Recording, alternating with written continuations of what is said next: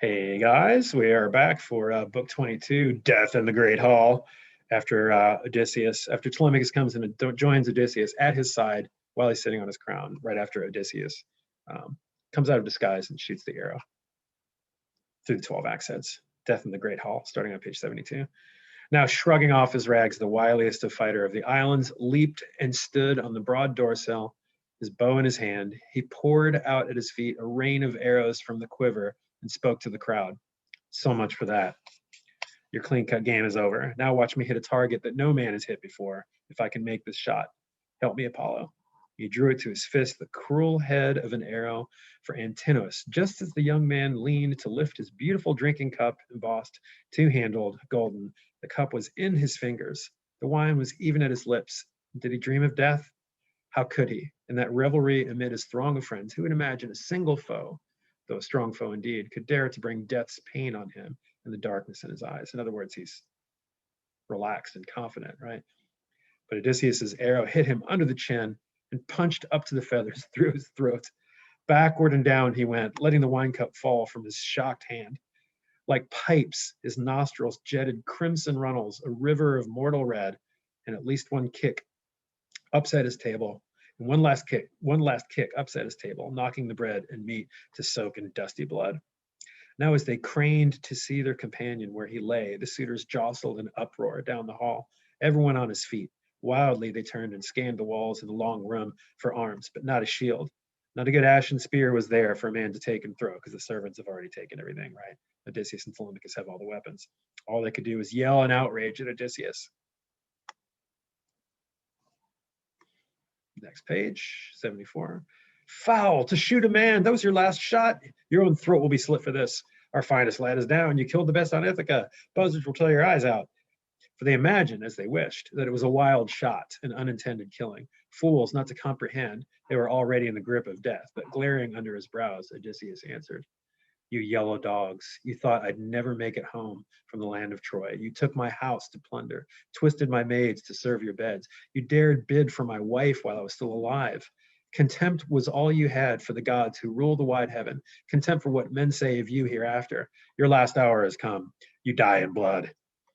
As they took this all in, sickly green fear pulled at their entrails, and their eyes flickered for some hatch or hideaway from death.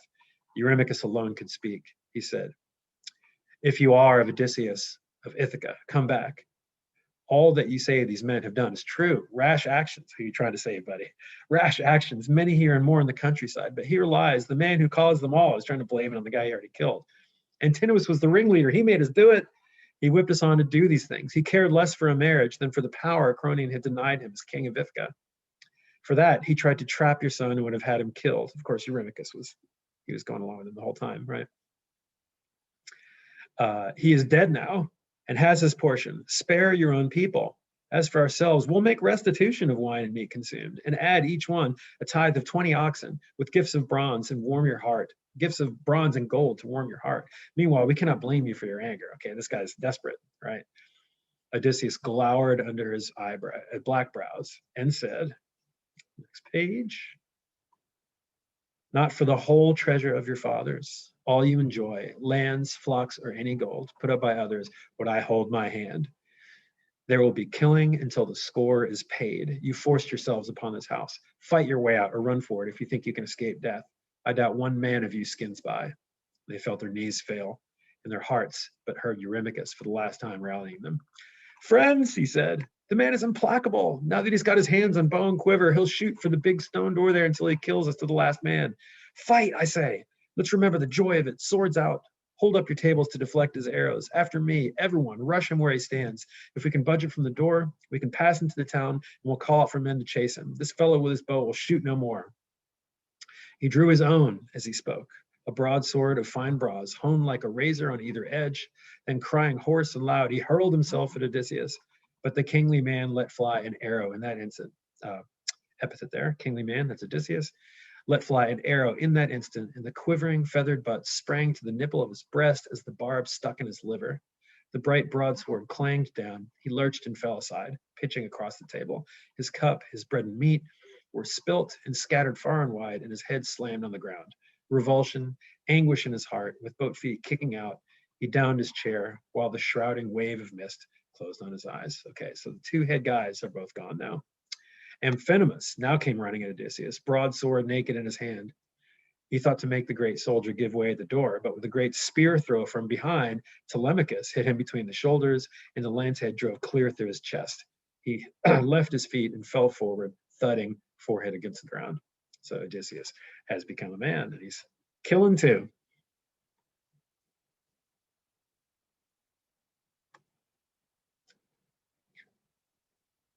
Next page.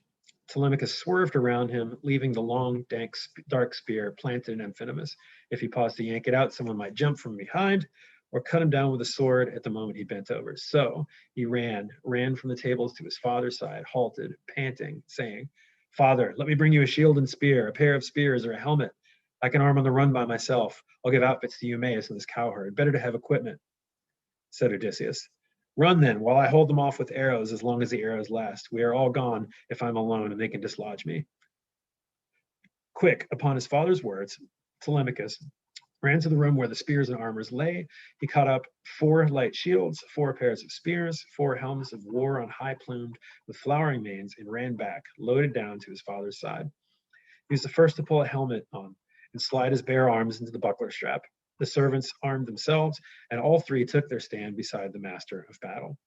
While he had arrows, he aimed and shot, and every shot brought down one of his huddling enemies. But when all barbs had flown from the bowman's fist, he leaned on his bow in the bright entryway beside the door and armed, a 4-ply shield hard on his shoulder, a crested helm, horse-tailed, nodding stormy upon his head, and took his tough and bronze-shod spears. And then we go into a little paraphrase here. The suitors make various unsuccessful attempts to expel Odysseus from his post at the door. Athena urges Odysseus on to battle, yet holds back her fullest aid, waiting for Odysseus and Telemachus to prove themselves. 6 of the suitors attempt an attack on Odysseus, but Athena deflects their arrows.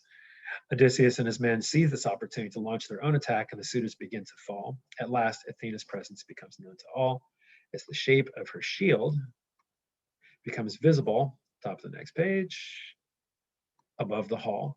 The suitors, recognizing the intervention of the gods on Odysseus' behalf, are frantic to escape, but to no avail. Odysseus and his men are compared to falcons, if you were reading the real thing, right? Another epic simile, who show no mercy to the flocks of birds they pursue and capture.